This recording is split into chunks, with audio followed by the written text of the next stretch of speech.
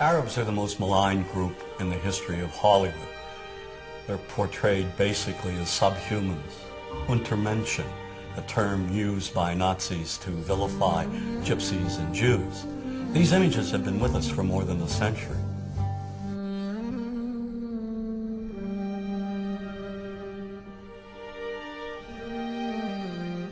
For 30 years, I've looked at how we, particularly when I say we, image makers, have projected Arabs on silver screens. In my latest book, Real Bad Arabs, How Hollywood Vilifies a People, I looked at more than 1,000 films. Films ranging from the earliest, most obscure days of Hollywood to today's biggest blockbuster. And what I tried to do is to make visible what too many of us seem not to see. A dangerously consistent pattern of hateful Arab stereotypes. Stereotypes that rob an entire people of their humanity. All aspects of our culture project the Arab as villain. That is a given. There is no deviation.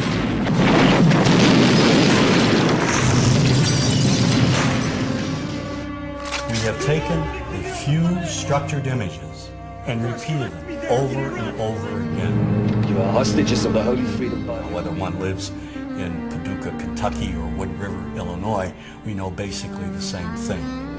Listen to the sound of Altar! We know the mythology. The mythology, namely Hollywood's images of Arabs. Yesteryear's Arab land is today's Arab land. The Arab is one-dimensional caricature, cartoon cutouts used by filmmakers as stock villains and as comic relief. And so over and over we see Arabs in movies portrayed as buffoons, their only purpose being to deliver cheap laughs. You see this in the Joey Heatherton film, The Happy Hooker Goes to Washington. Every night I was forced to perform unspeakable acts with circumcised dogs. Oh, dogs are better than sheep. They're cleaner, I know, I've tried both. The stereotype has become so widespread that it's become invisible to people. And the reason being is that we've all grown up with these images. Just look at television. We now have TV shows telling us that, in addition to the Arab terrorists over there, American Arabs over here are also terrorists. Then there's Showtime's Sleeper Cell. Here a sinister network of Islamic groups operates on American street corners. Any homeless man could be part of this network. Even Western-looking Arabs are part of this anti-American conspiracy. We're at war with America, period. And we're going to win that war by convincing enough Americans through the spread of fear, insecurity, and terror to change their ways. And the best way to teach that lesson is by attacking them where they live, work, and play. And this paranoia runs deep.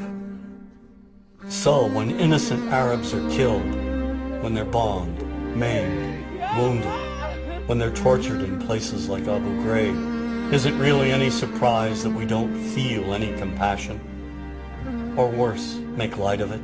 This is no different than what happens at the Skull and Bones initiation, and we're going to ruin people's lives over it, and we're going to hamper our military effort. You ever heard of emotional release? You ever heard of need to blow some steam off?